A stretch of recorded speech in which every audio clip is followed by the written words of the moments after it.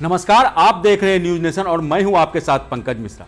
सरकारी कर्मचारियों के लिए इस वक्त सबसे बड़ी खबर सामने आ रही है और यह खबर सीधे आपकी सैलरी से जुड़ी है।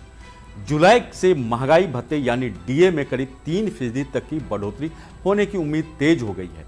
लाखों केंद्रीय कर्मचारियों और पेंशनर्स की नजरें इसी अपडेट पर टिकी हुई है, क्योंकि इसका सीधा असर उनकी जेब पर पड़ता है। लेबर ब्यूरो के ताजा आंकड़ों ने संकेत दिया है कि महंगाई का दबाव लगातार बढ़ता जा रहा है और इसी आधार पर डीए में इजाफा लगभग तय माना जा रहा है।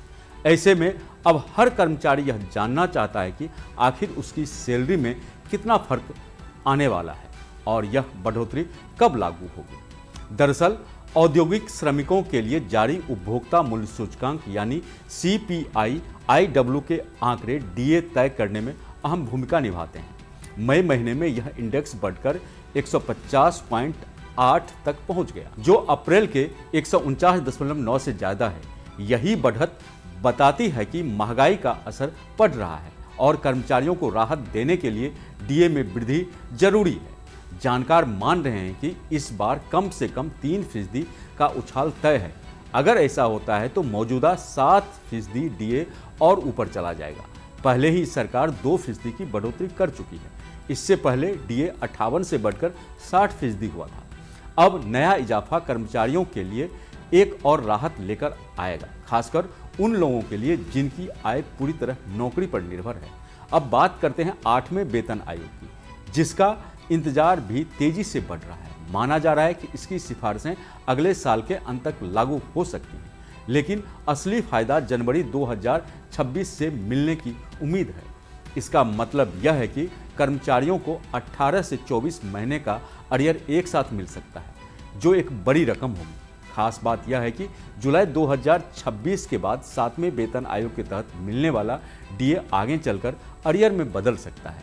यानी अगर नया वेतन आयोग लागू होता है तो पुराने और नए वेतन के बीच का अंतर कर्मचारियों को एकमुश्त मिलेगा।